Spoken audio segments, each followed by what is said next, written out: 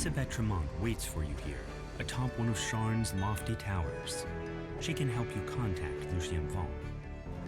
Isabelle tells you to take the elevator up to the terrace, then speak to Lucien Vaughn. Her employer wants you to pass along some information about the Stormreach beacon. You enter the boarding house, an island of quiet in the hustle and bustle of the city. A genial halfling nods to you from behind the front desk. A violent explosion shatters the tranquility of the boarding house and reduces the elevator to a smoking ruin.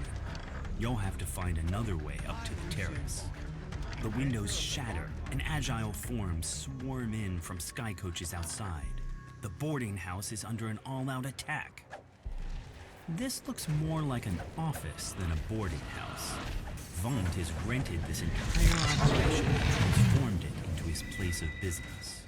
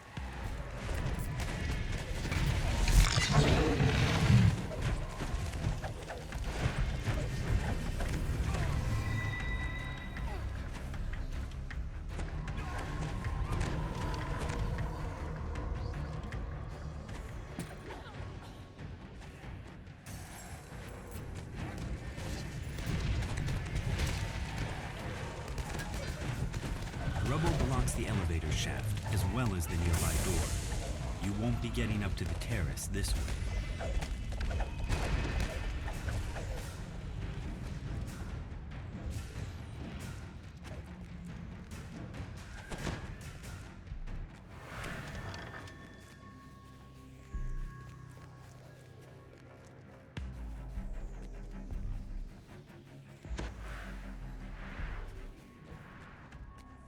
The way up to the terrace is just ahead, but one final group of attackers blocks your path. You hear a piercing call from the direction of the terrace. A beast descends the ramp, one unlike anything you've seen before.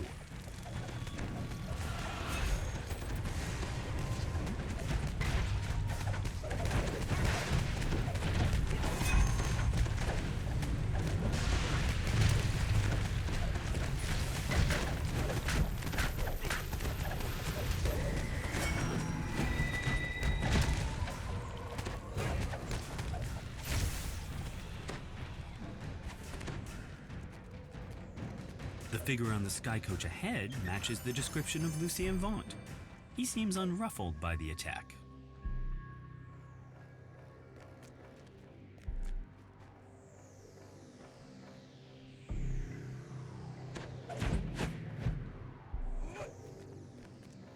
I have a message for you, Says Vaughn. The beacon belongs to me now. I paid the Boromar clan good money to get it, after all. Don't think for a moment that you can challenge me in my city. You're just setting yourself up for a fall. Vaughn's companion makes a gesture and the terrace collapses beneath you.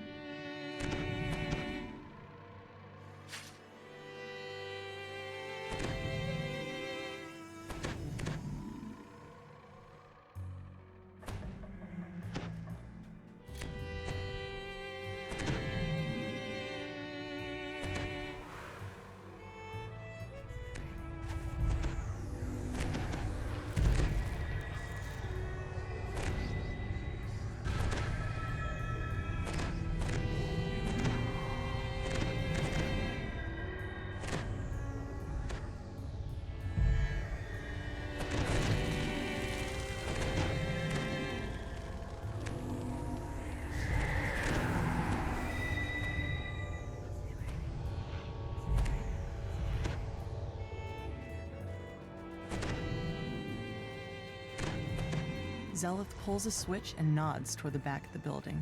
You hear the scrape of stone on stone as the concealed back door slides. You walk out into the streets of Cogsgate. Towers loom high above, so tall they block out the night sky. Anyone who knows what's good for them will stay indoors tonight. The rain of blood has fallen here, and it's up to you to mop up the mess. Despite the slurred words, you've learned more about the Dask-Hormor rivalry from the poor man. You wonder what the other residents of the neighborhood might have to say.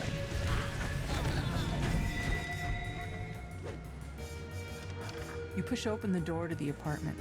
The surprisingly well-decorated rooms show signs of a struggle. Your stomach clenches in anticipation as you near the crime scene. Felon must have spent his recent winnings digging himself out of debt. Imagine meeting your end right after getting yourself clear. At least he died in the black. After examining the corpse, you can see that he was killed by a poisoned crossbow bolt. His last gambling ticket lies just out of reach. Felon had just won big, cleaning up on a match in an underground fighting ring down in the Cogs. Despite clear attempts to make this look like a break-in, all of Felon's valuables are still in their proper places. As you mull this over, you hear voices from the direction of the front door. You manage to make it past the Dask thugs blocking your way. The Dask thugs let you pass, thanks to your quick tongue and winning personality. The doors to the gambling hall are wide open and its chairs are empty, though the nearby tables are still covered with food and drink. Customers left in a hurry. The incriminating information in this ledger would fetch a pretty price on the black market. You wonder why the murderer would leave it behind. You find a crossbow bolt still lodged in the victim's side. You also notice several gashes on her palms. A chest full of coins was left here locked and untouched. This was no robbery. You can tell that there's more to this than meets the eye. Searching the gambling hall raised more questions about the murders than answers. As you turn to leave, you hear figures clamoring outside the building. You strike down the last of this group of Dask thugs and check to make sure there are no more nearby. Now to leave the way you came. You've learned all you can about these first two crimes. You head back to the Wolf Gate and Zelith awaits your results.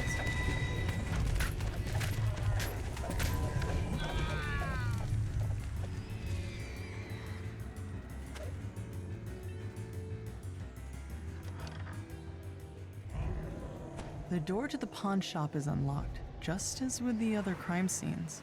Inside, the shopkeeper's body lies forgotten alongside all the other cast-offs in her shop. A different body, but the same song. A crossbow bolt dipped in poison, and a palm covered in slashes. Yet this time a new detail catches your eye. A shattered pin bearing Vaunt Arcanotechnics. There are always losses in war. A closer look You at know the that. peg reveals a hidden compartment filled with smuggled goods. Some small packages lie in the cauldron. No doubt they were hidden there so they could be fenced on the black market later. The murderer could have emptied the pawn shop, and yet only Mord's life was taken. Armed with your findings, you wonder, what connects all these gruesome crimes? The last of the heavily armed halfling thugs falls. Another alley stretches before you. The more you learn about the victims, the more questions you have. You can only hope that Zulkus Crowspire holds the answers you've been seeking.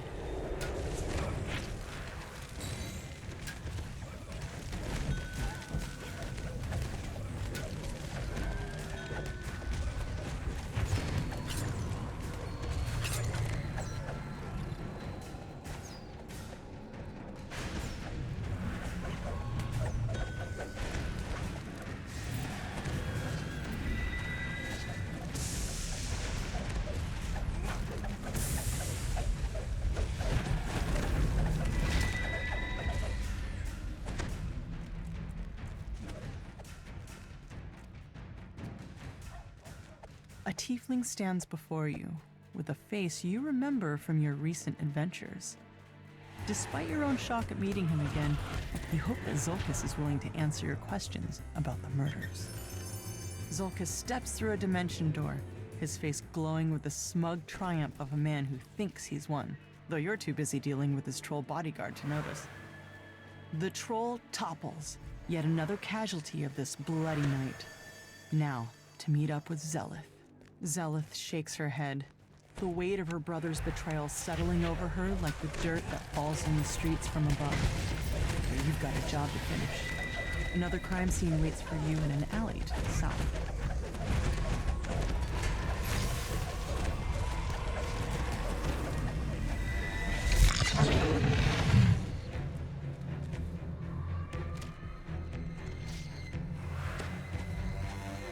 You find a security ledger embossed with Vaunt Arcanotechnic symbol. A quick glance reveals that every victim had worked for Vaunt. It's too big of a coincidence to overlook, especially since a note in the margin talked about cleaning up loose ends. More slashes on the palm. And this time, you see the pattern. You wonder how you could have missed such an important clue. The slashes were literally the killer's signature. Whoever did this wasn't shy about letting people know. You stoop down to search the contents of Nahram's pack. Looks like he was fleeing for his life when the murderer got to him. That ledger told you what you needed to know. The victims all worked for Vaunt and were killed because they knew too much about his operations down in the cogs. You strike down the last of the attackers. You can't let these petty thugs hold you back, not when you're so close to the truth. You catch up with Zelith and fill her in on the clues you found so far. She points you towards an alleyway northwest of where the goblin was last seen. The secret door slides open, revealing a Medusa. Oddly enough, she doesn't seem surprised to see you. Instead, she motions for you to enter. A familiar voice echoes from behind this door. What part of make it look like an accident didn't you understand? And leaving your signature behind was beyond stupid. Now Zelith is onto us. It's only a matter of time before she and those adventurers come barging in here.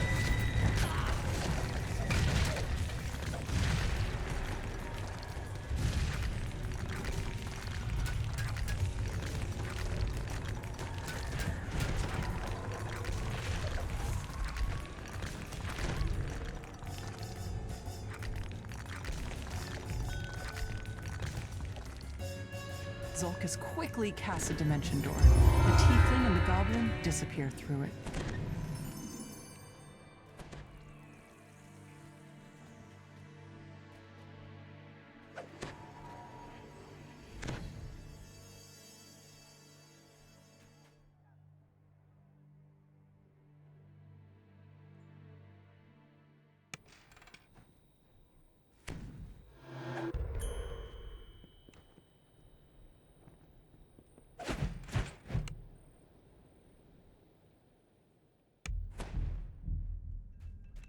This adventure, like so many others, begins in a tavern. You're supposed to meet a disgruntled Vaunt employee here. He'll give you an off-the-record tour of the nearby warehouse. Victor asked you to wait for him outside. Looks like getting inside his warehouse won't be a problem. Victor leans over and whispers, I don't want to lose my job. If you'll just follow me, I'll cough when it's time for us to part ways. What you do after that is none of my business. He sounds quite nervous.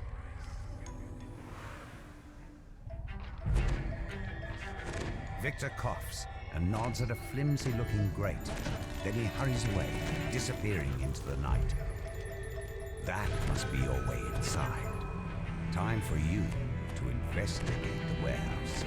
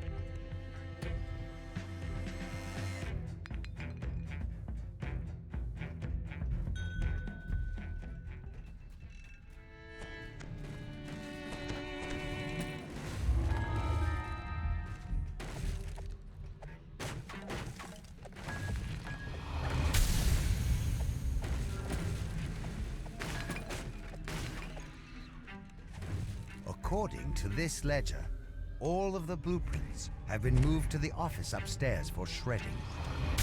You need to get in there. You hear a scream of pain from up above. A scream cut short with steel. You hear a gruff voice howling. The roof! The roof! A more measured voice responds. What of it? The excited Noel bounces around. The roof is on fire! An otherworldly air of confidence surrounds the handsome being, who appears to be their leader. Let's pick up the pace, shall we? We still have to destroy the lab downstairs. Portal, please. Why not just take the stairs? Asked the tiefling. Portal, now! Snaps the being in a commanding tone. You hear a familiar voice somewhere nearby. It's Victor, acting surprised. Oh, what's all this? Dear Orient, we have a security breach! Quickly, find them! Whatever documents were stored in the office are beyond salvaging. Still, there might be something useful down in the lab. Or wherever those mercenaries went. You can't touch me! This is one of Vaughn's prototypes! Make me completely invincible! Victor presses a button, and the sphere of force closes in around him.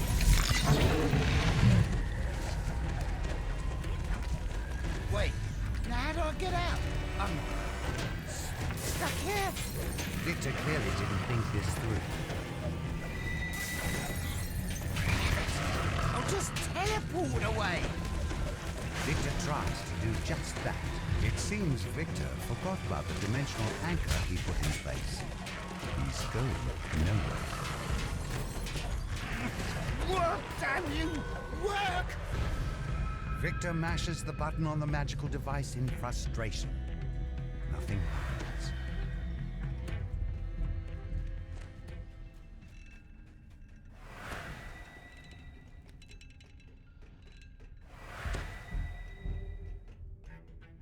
A familiar voice calls out up ahead.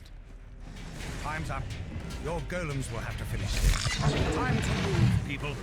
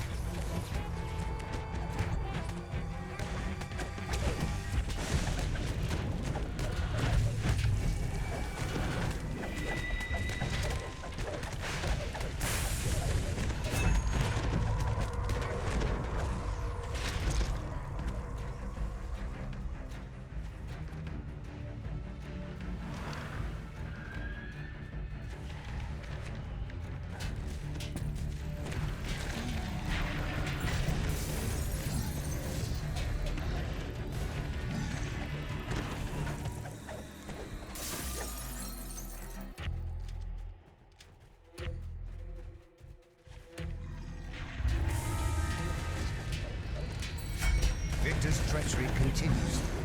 Oh, is that a fire? Nobody goes in or out until we find them.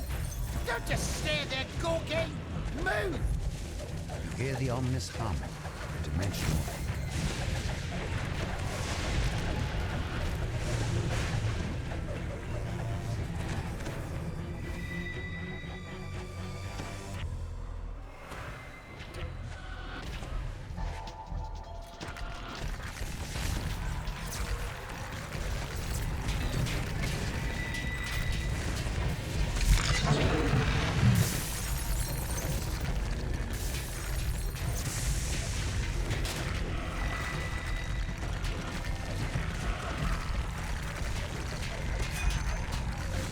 Victor directs more guards your way. They went downstairs, into the secret lab. After them!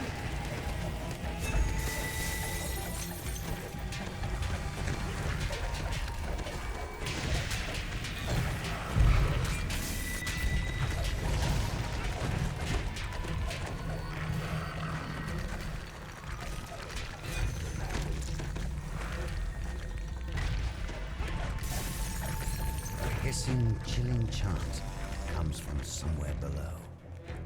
Vaunt! Vaunt! Vaunt! As this chant continues, forge wraiths coalesce in the air around Victor. Panic screams and pounding feet indicate rapid losses. Victor yells, "Get back here, you cowards! These brutes aren't going to punish themselves!" All right, don't do anything rash. I'm coming out. Perhaps we can make a deal. Victor presses the button on his Vaunt prototype, and the magical barrier around him fades away.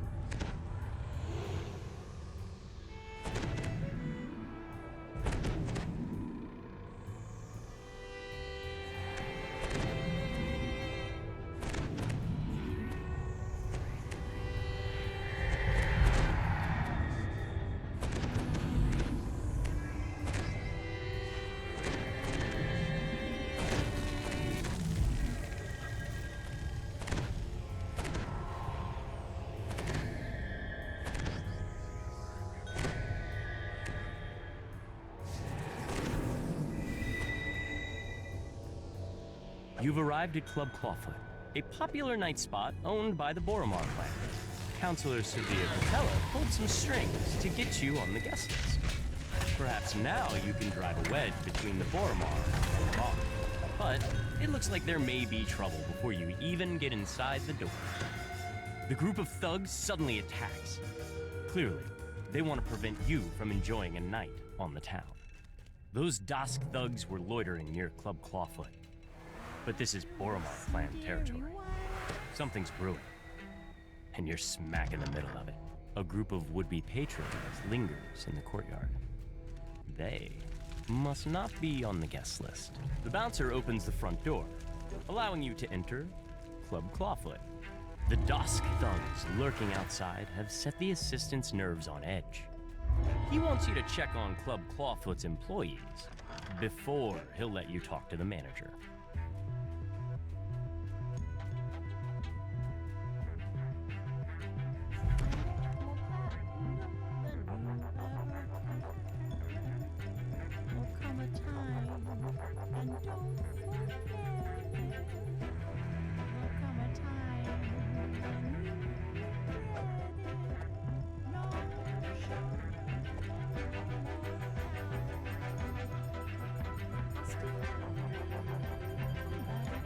The employees report nothing terribly unusual. You can tell Fenwick that all is quiet in the nightclub. Fenwick is relieved to hear that the club is safe and secure. He gives you permission to approach Regina, Club Clawfoot's manager. piercing alarm reverberates throughout the night. Regina turns to you and cries, "The alarm! Someone's breaching our magical wards! It must be an attack! Quick, adventurers! Do what you do best!"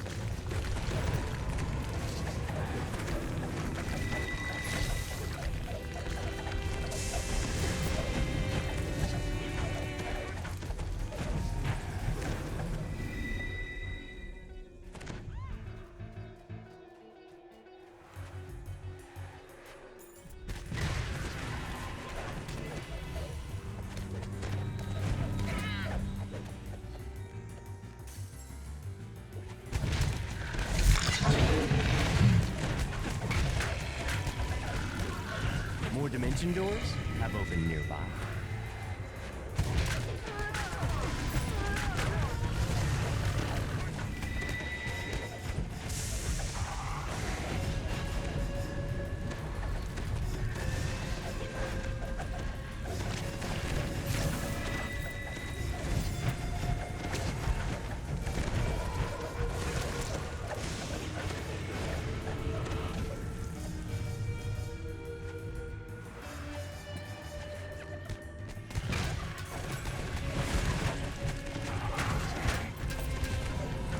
Piercing but pitch-perfect scream rings throughout the nightclub. It's encore! The main stage must be under attack.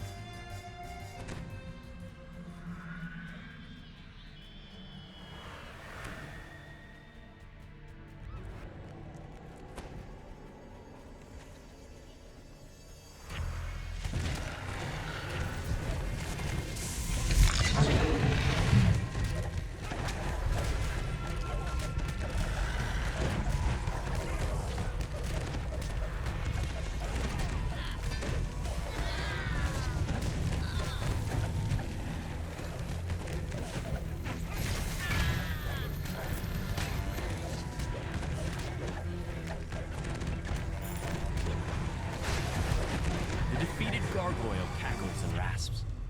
"I have failed, but the others will crush you. Dusk. Forever." More attacks are on the way, but for now, you have a moment to rest.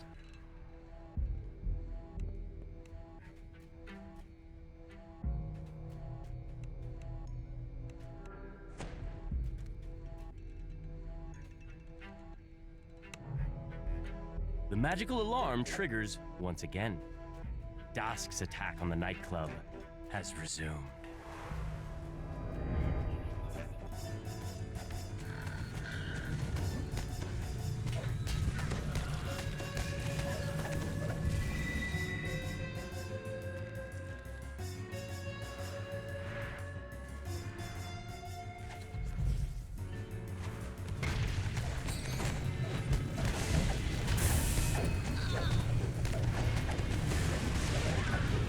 More dimension doors have opened nearby.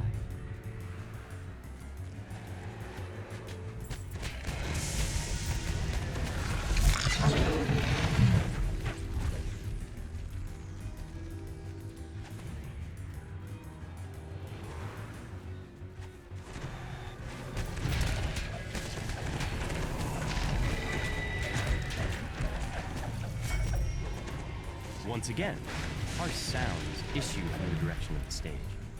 You hear panic shouts, screams, and snakes.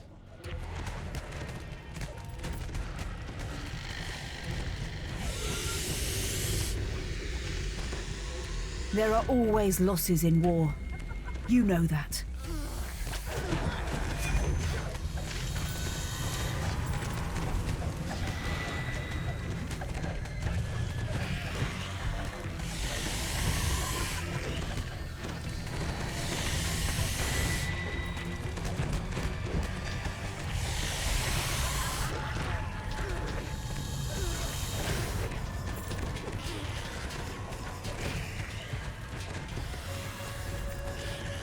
The attack is finally over. Peaceful quiet descends over the nightclub once more. Now you can quietly talk to the giant.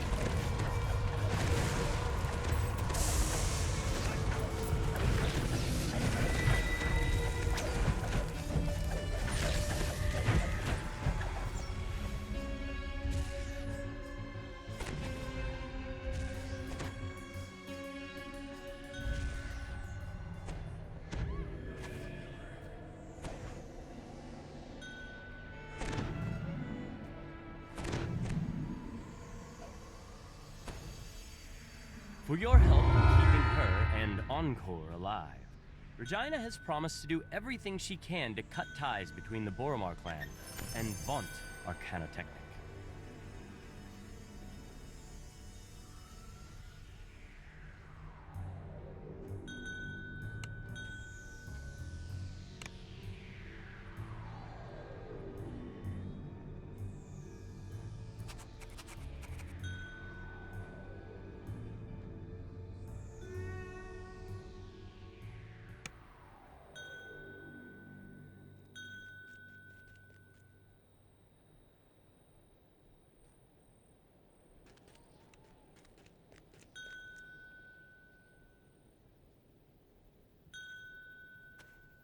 We both know this will end in violence. Ready, soldier?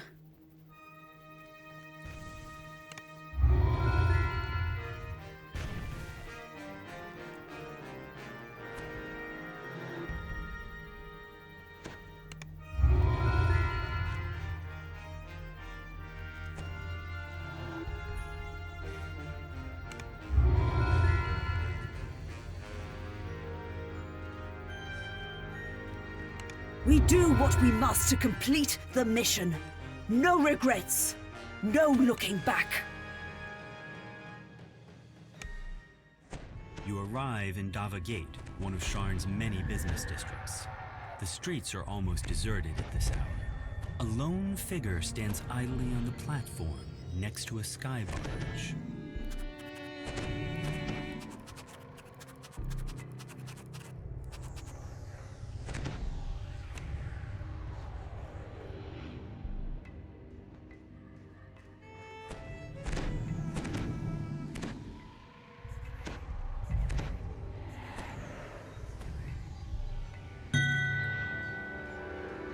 About time you got here, Grumbles the old man.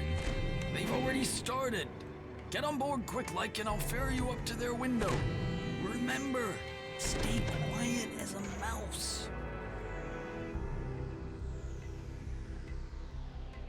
Mr. Vaught, I assume this is about your request to join the Platinum Convoy, which was turned down due to your lack of subtlety, shall we say? Yes, well, I prefer audacity to subtlety. I admit that subtlety has allowed the Aurum to do as they please with the Five Nations for many years. But what I have is an organization to hand on me. What cannot be ignored are those Zendrick bloodhounds sniffing at your heels. You're exposed, Mr. Fort. Not for long, my friend. Allow me to demonstrate. Isabet, please come in. Now, Isabet, I know you invited our mutual friends from Stormreach. Don't cry. Say, don't cry. That's better. This is just business, Isabet. Just business.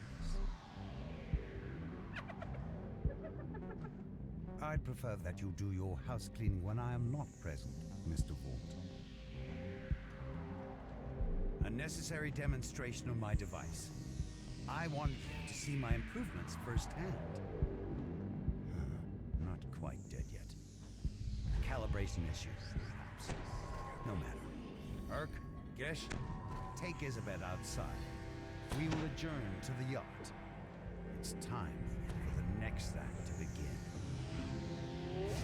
Vaught's henchman releases a strange whooping bark, and the darkness around you erupts with a choir of menacing responses. An ambush! Damn us for fools! Shouts Casper. The old man produces a bow from somewhere as giggling shapes descend from above.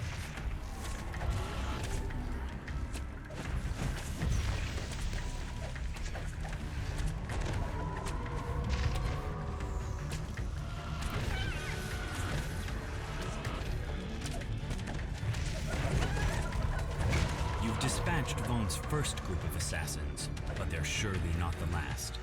Vaught doesn't go in for half measures. Casper wheezes out his words. Ooh, reminds me of my days in the last war, but with more chest pain. too old for this for sure. Come here, we gotta talk about Isabet. She's still alive. I bet my life on it. You've agreed to help rescue Isabet. To do that, you'll need to clear the way so Casper can follow safely. He says to head to the southeast.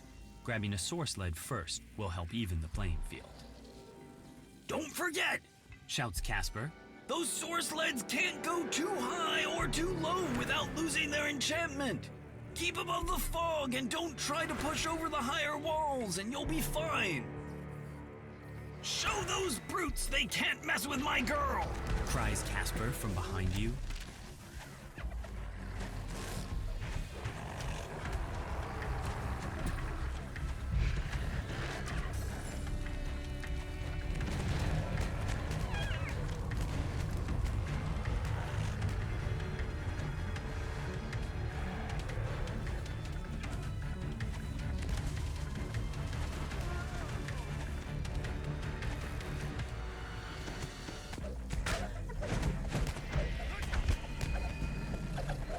A motley crew of creatures takes up position on the bridge, spoiling for a fight. The low bellow of an ogre accompanies the shrill cries of goblins.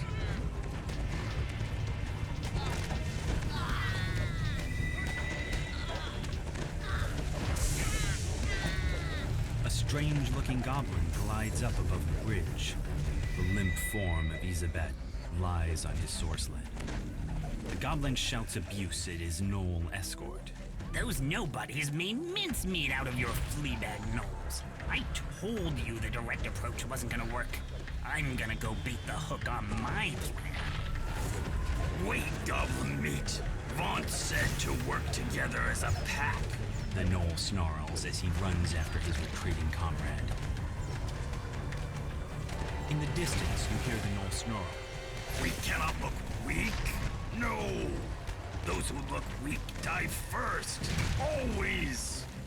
It's the stupid who die first, dimwit. Replies the goblin. Let my flying pets soften them up. Now move before the fireworks start.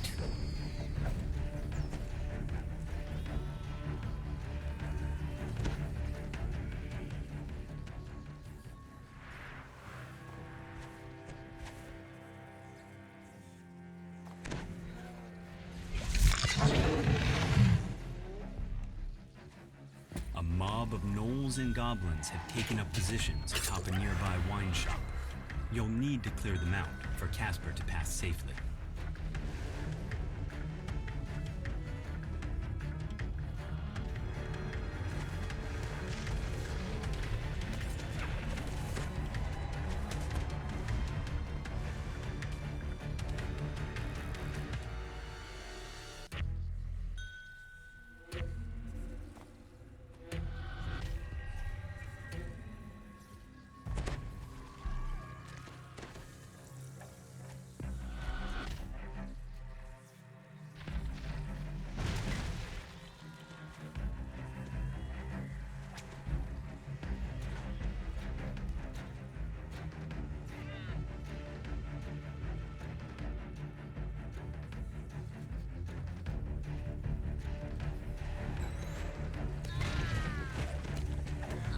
Ambush down, but more to come, I'd wager. Shouts Casper.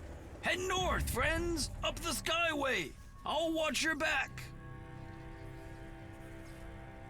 A swarm of bats clouds the street before you. Some kind of metal glints on their bodies as they flit about, blocking your path.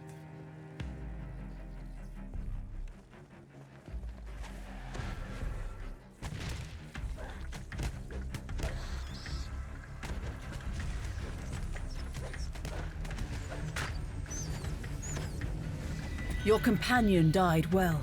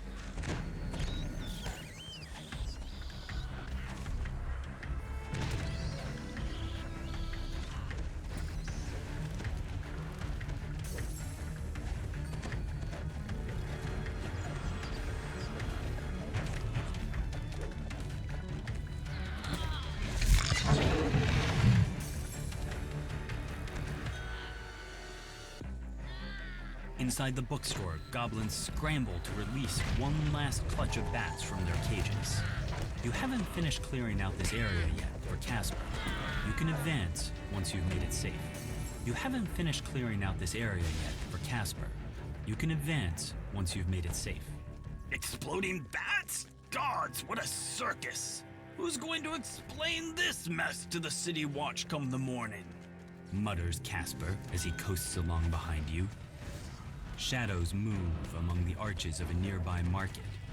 More of Vaunt's mercenaries await your attention there.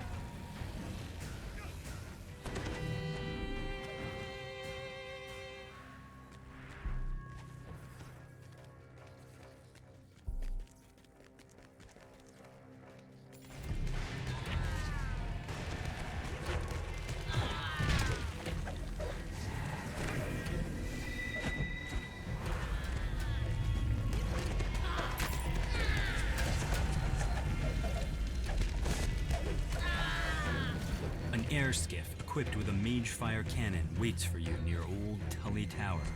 Goblins swarm over the tower itself.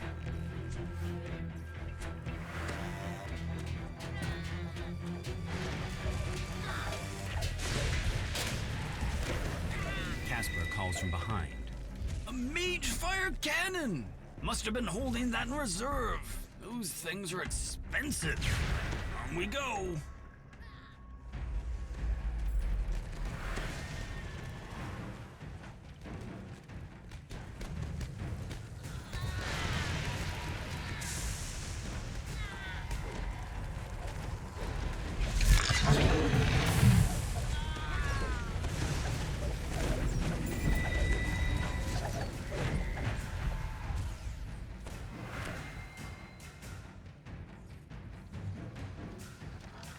An iron defender prowls the storage room. Once you get rid of it, this may prove to be a good place to catch your breath.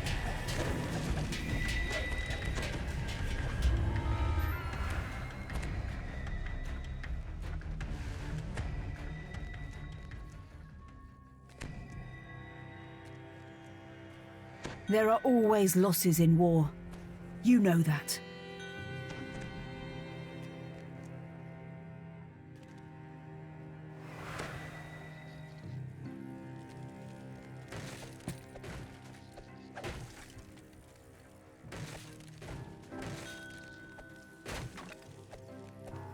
Rest up.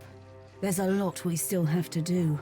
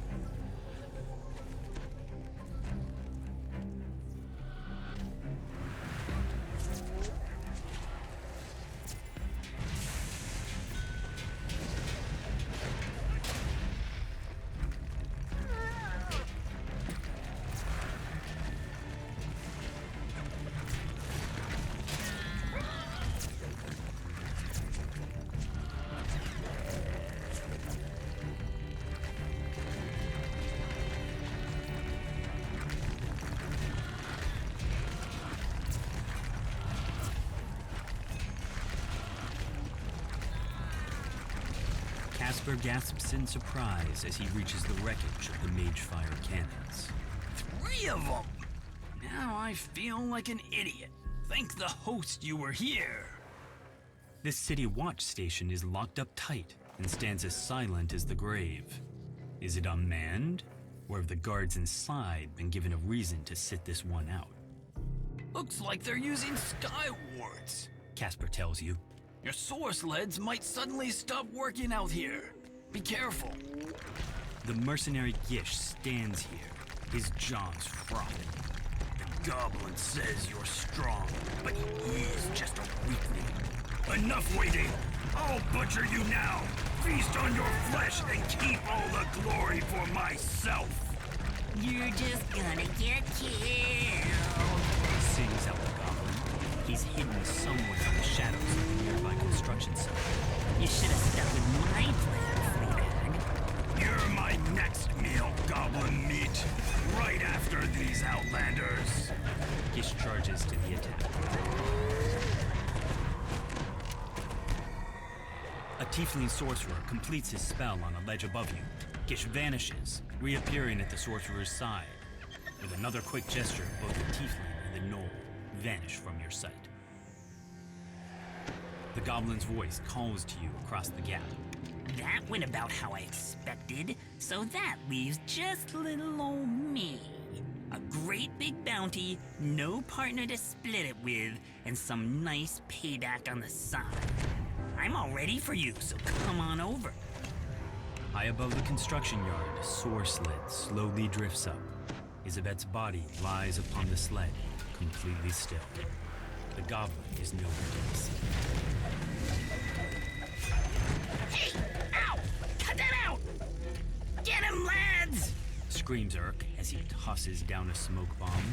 The shrill voices of more goblins pierce the night air. The dead feel no shame.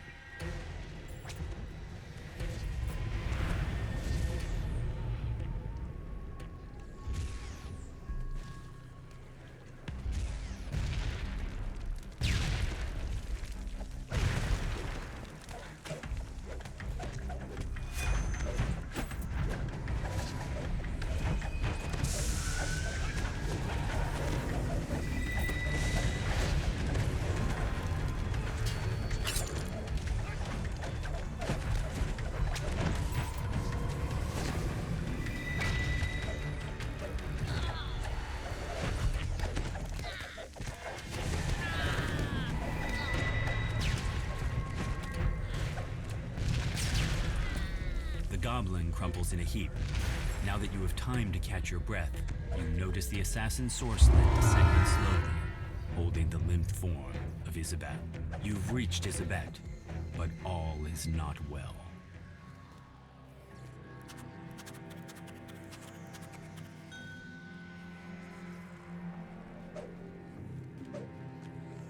She's gone! Gone! Says the goblin. Boss man ate up her soul with his new improved vaunt. Why use your own when you can use someone else's? Sorry, sweethearts. Them's the breaks. The goblin stands at the platform edge, an odd yet strangely familiar blade piercing his torso. Remember this? Jack Jibber's blade? It's why we get to keep meeting like this. Anyway, can't stay. Need to see a fallen angel about a spell. You know how it is. See you soon. The city around you is finally quiet. You now face your most difficult task, telling Casper what happened to his daughter.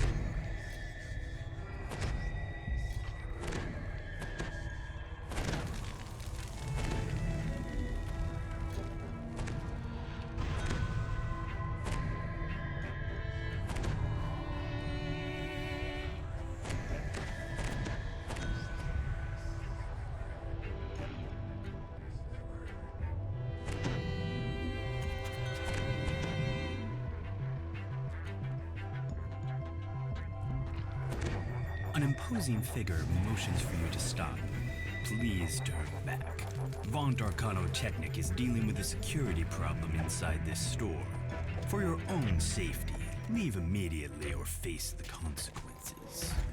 The entrance is blocked by a magic field, projected by a modified version of Vaunt's Arcana system. The manager says that Vaunt's security detail has kidnapped the informant you were supposed to meet. They're probably holding him somewhere inside the store. Open a door to the Sky Coach, Doc Zolkis. They'll capture that fractious wizard any moment now. We'll be departing shortly.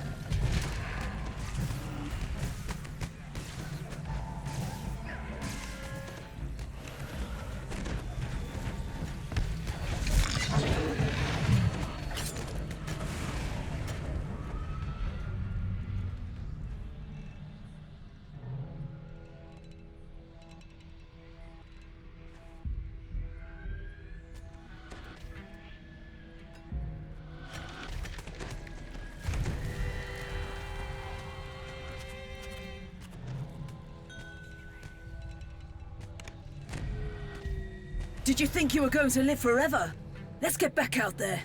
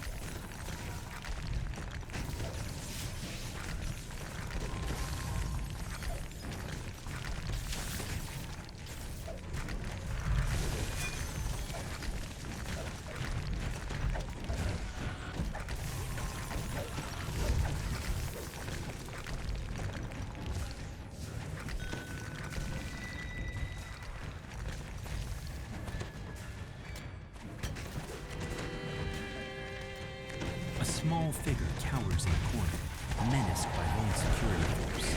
The gnome fits the description of the informant you were sent to find.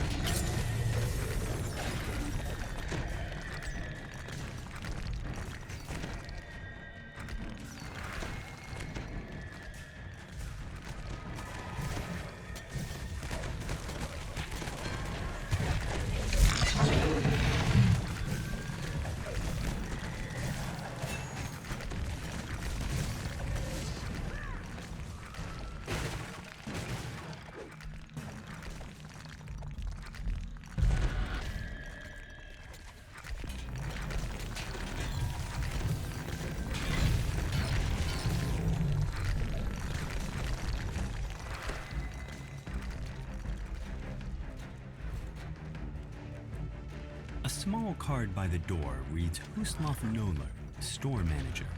The door is securely locked. You'll need a key to get in. You unlock the door using the key to the manager's office.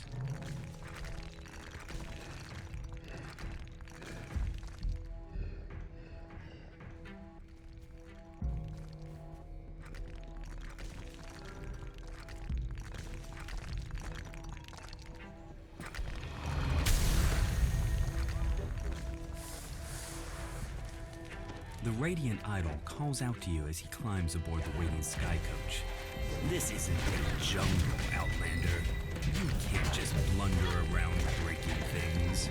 The people who matter in this city won't tolerate riots in their shops or attacks on unimportant citizens. I leave these barbarians to you. Give them a lesson in civilized behavior. The sky coach flies off, and the lone remaining Vaughn security officer springs to the attack. With the battle won, you search the sky coach dock and immediately spot the notebook you've been looking for. Surely it contains evidence that will incriminate Vaughn.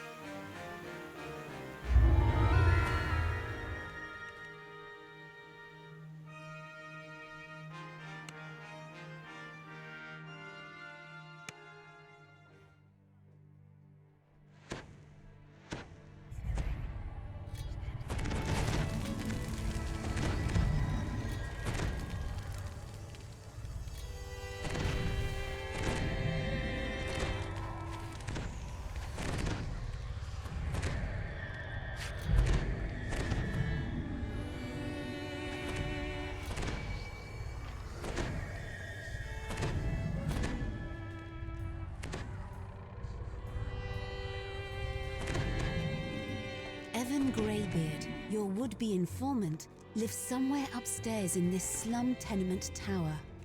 The door into Evan's apartment stands before you, wide open. This can't be good.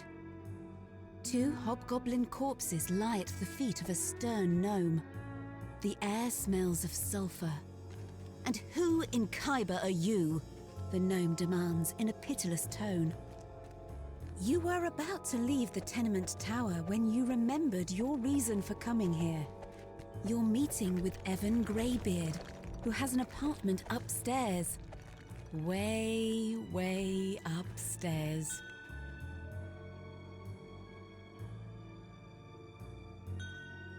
The Gnome Inquisitive deputizes you to track down Evan Greybeard, a dangerous criminal on the run. The air suddenly grows warmer. A draft rises from somewhere below.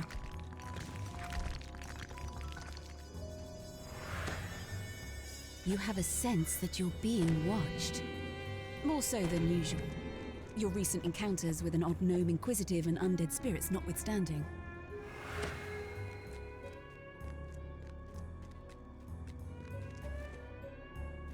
This must be the place where Evan went for a drink. Perhaps the bartender has seen him. You turn to head outside, only to find a man standing in your path. He beckons you over. A steady gust of wind pushes you away from the enchanted construction site. No doubt it's a clever way to avoid liability for accidents.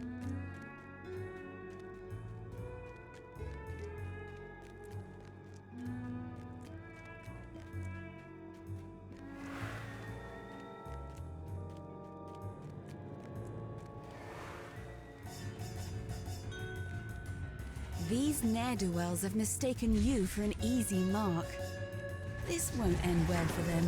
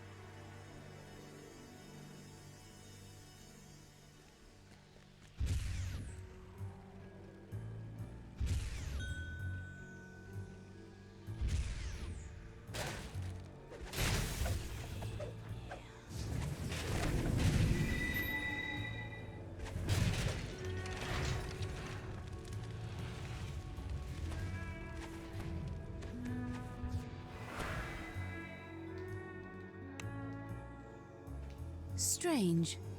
What's a treasure chest like that doing in a place like this? You find yourself in a small corner of the vast sewers that snake beneath the city. If your suspicions are correct, the mysterious House Tarkanan has a hideout somewhere nearby. Look what the cat dragged in. The crouching half-orc barely seems to be paying attention to you. How's the weather topside?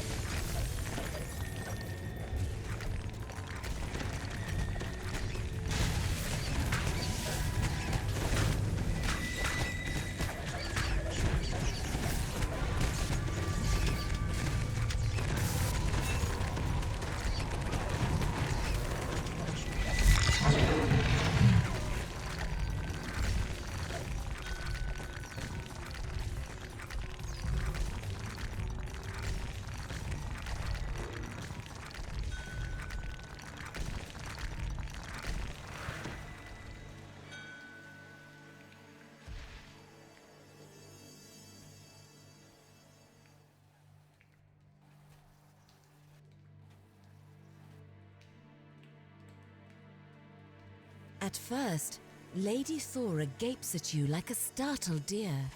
Then she sighs with exasperation. Cursed contractors. If you want something done right, you've got to do it yourself.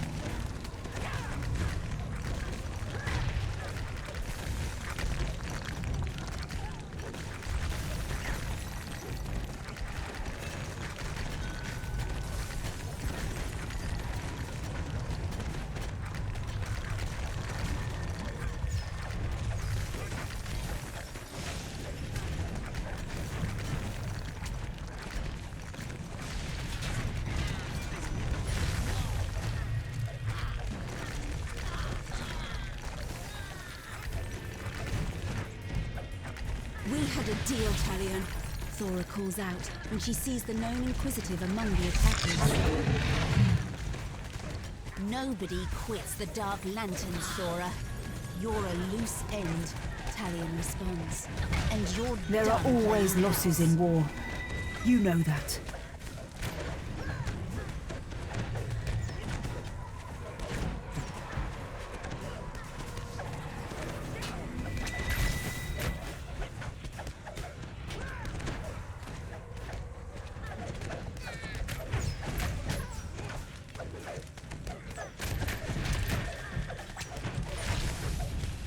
That's all of them, at least for today.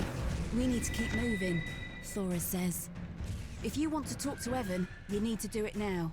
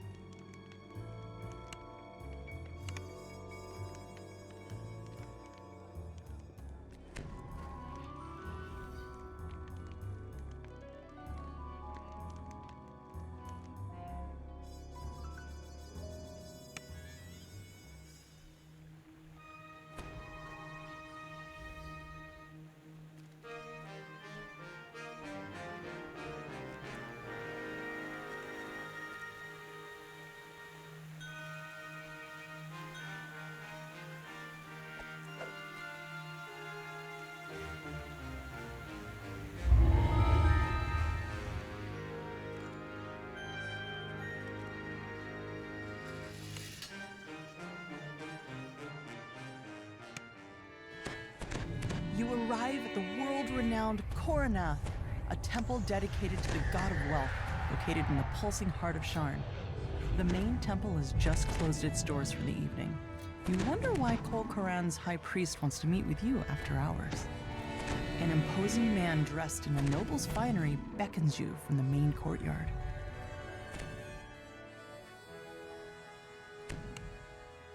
The high priest gestures to the east. Take the sky coach at the end of the northern quarter. We'll deliver you to your destination. One of Sharn's most powerful men has turned against Lucien Vaunt and has selected you to deliver the killing blow against his new manufacturing. You arrive at your destination after a long flight through the forest of towers that comprises the Middle Memphis district. To your surprise, Vaunt's Dura warehouse is a drab and unremarkable structure. The entrance is unguarded, so you slip inside. After a moment of stunned silence, the guards scramble into action. Intruders! Activate the alarm spells! Lock down the entire tower!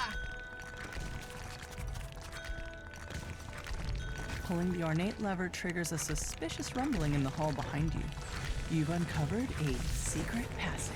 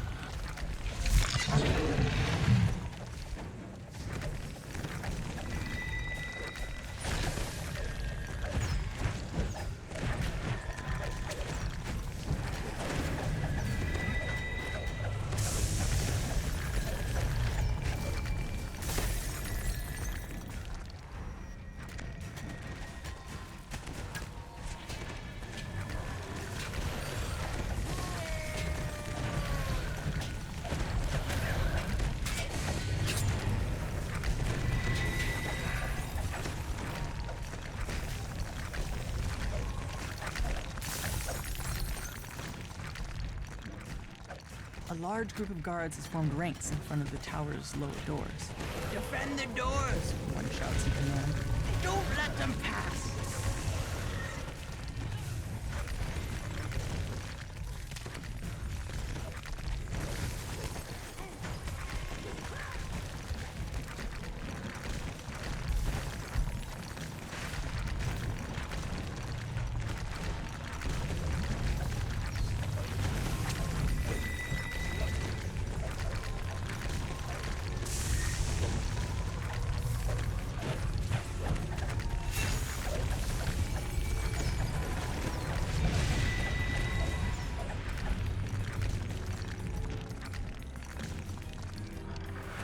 Pushing open the doors unleashes a wave of hot air. The heat reminds you more of your time down in the cogs than of the middle city. Flooring suddenly gives way beneath your feet. The rumble and clank of machinery grows louder as you move further down the passage.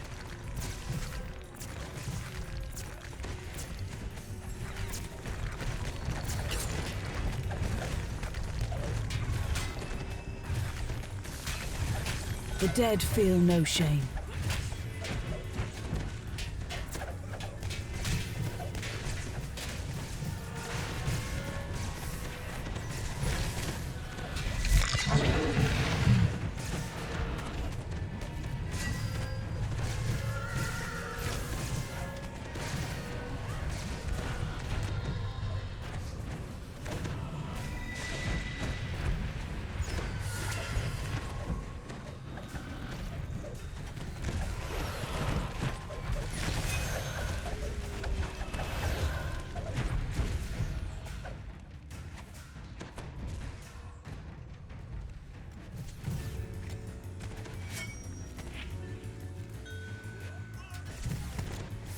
Your companion died well.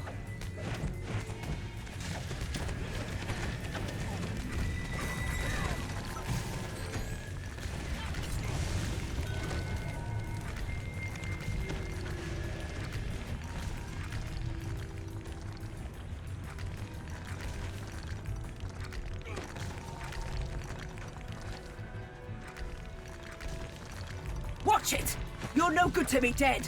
Retreat!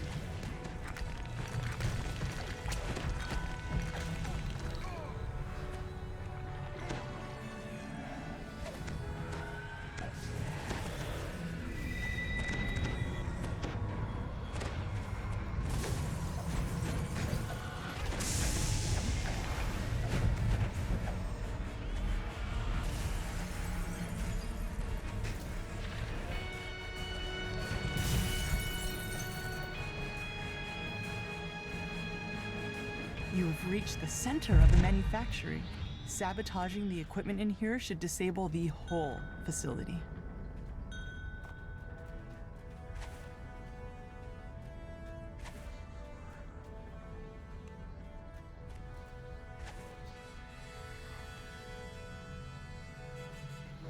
As you open the first valve, the pipes in the room begin to rupture and steam hisses from the cracks.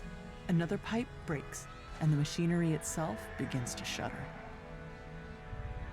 Pulling the final lever causes the temperature in the room to flare up as system breaks down. The machinery loudly grinds and squeaks. Acrid smoke pours from the sabotaged equipment.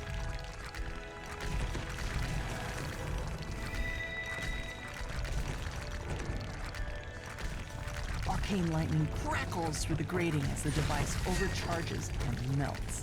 The last piece of equipment in the main manufactory sputters and stalls.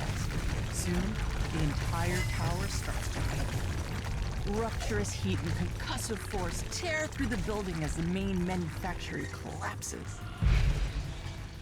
There are always losses in war. You know that.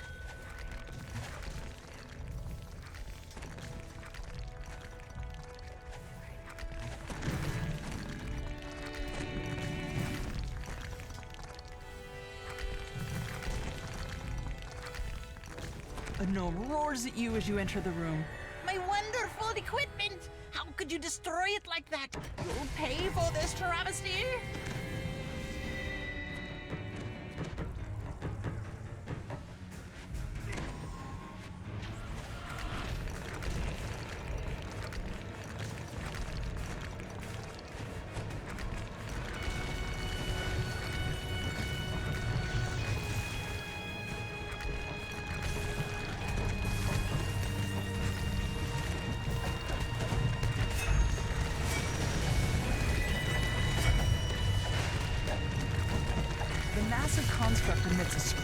metallic grating sound, and several smaller constructs come barreling into the chamber. Not good!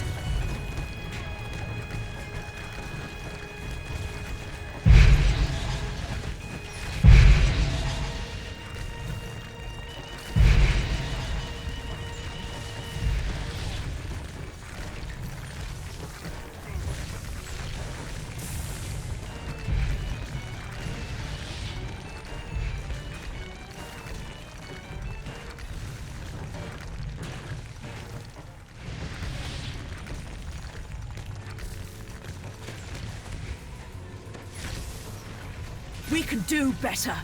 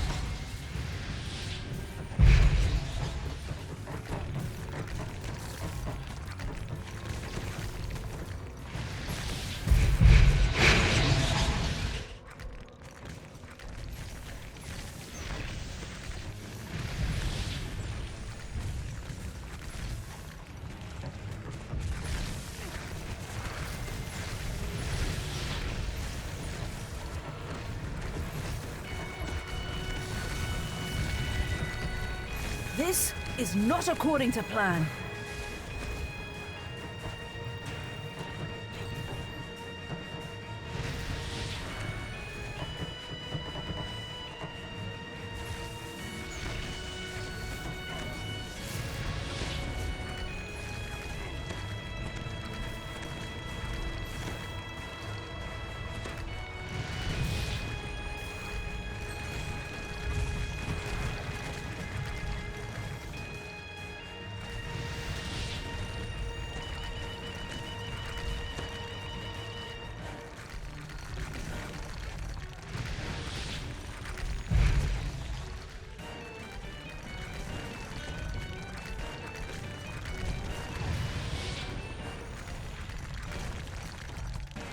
The construct finally grinds to a halt, too damaged to continue its assault.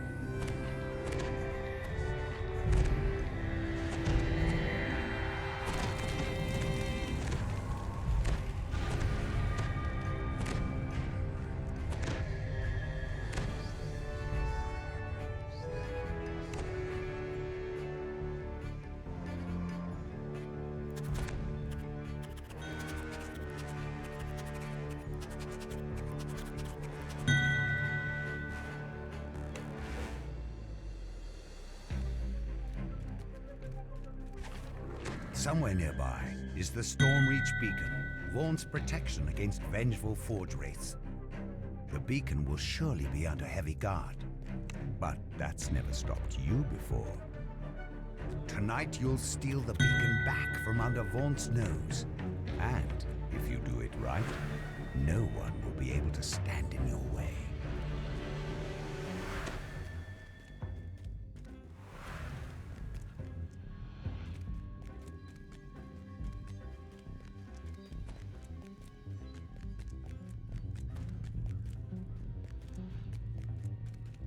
Vaughnt will be talking on stage for a while.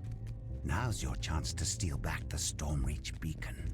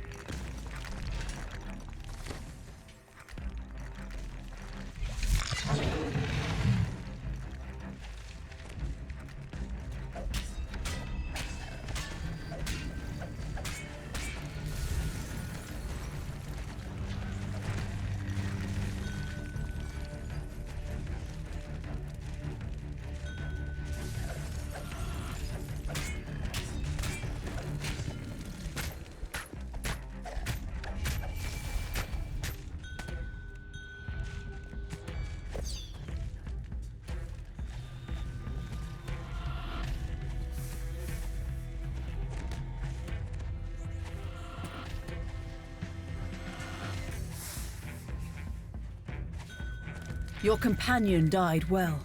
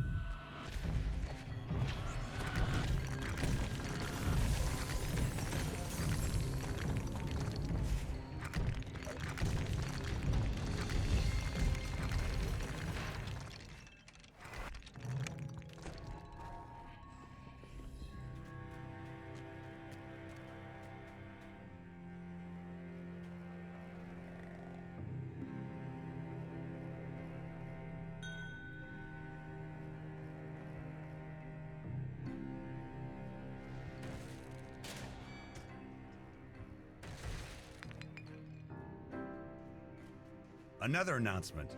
On behalf of Vaunt Arcanotechnic, it is my pleasure to announce a revised and perfected version The of my dead device. feel no shame.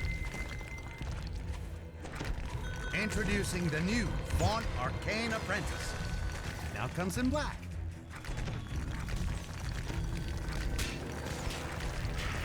Better still, the Vaunt Arcane Apprentice has new functionality and new spells. It's simple enough that a brute with absolutely no arcane training can use it. My charming assistant will now demonstrate. Lucy mutters to Vaunt. Boss, we have a situation backstage. If you please. Damn this box to Kyber! Will you listen to me? The troll lashes out in anger. Well, clearly, smashing it is not how you get the best value for your money. But you'll notice it still casts the spell, even when misused in such a wasteful manner. Cool, unbelievable, the troll says, crestfallen. And we do have an extra tough adamantine edition of the device available. We should have used that one, in retrospect. Some of the new spells included in this version are Locate Object, for finding things around the house. Detect This poison, is not if according things to go plan. Amiss in the kitchen. Minor Image, and perfect for the garden, Leoman's Tiny Hut. I imagine you have questions. Oh, yes, lady in the back. The new Vaunt Arcane Apprentice comes in any color you like, as long Not good. as it's black.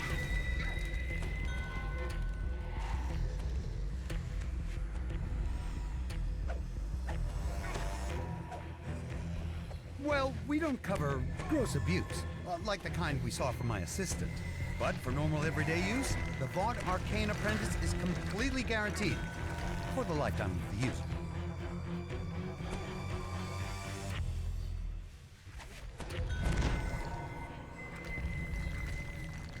The device does not depend on Sharn's Manifest Stone in any way. You can take it with you on a jaunt to Zendrick and see the same perfect results.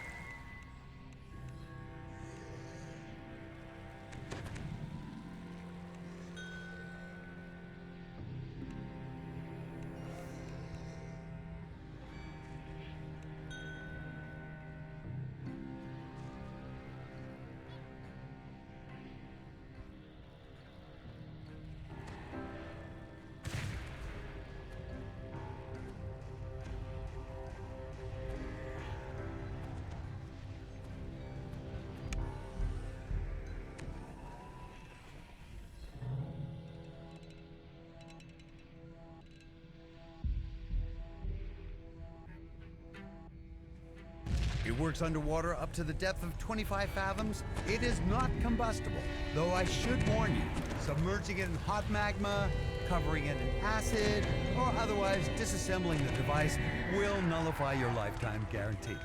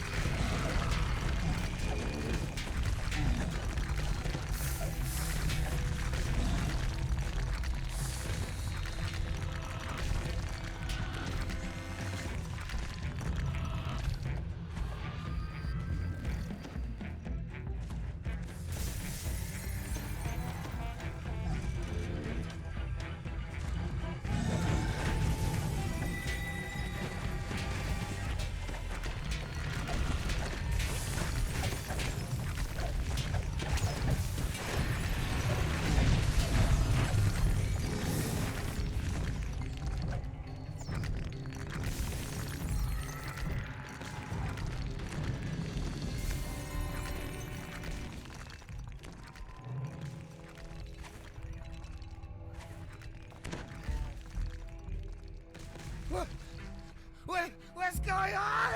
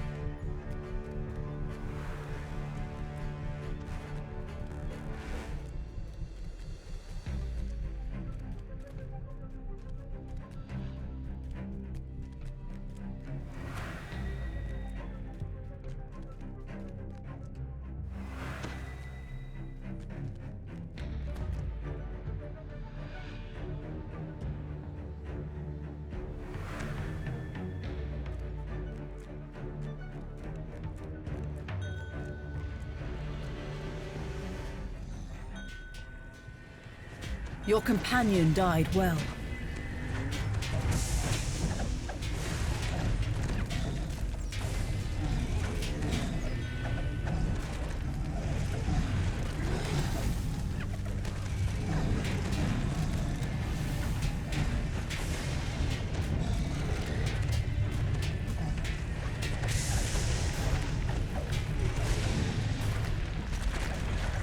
You've recovered the stolen beacon. Now, to return the artifact to Stormreach, where it will once again guard the city it has protected for thousands of years.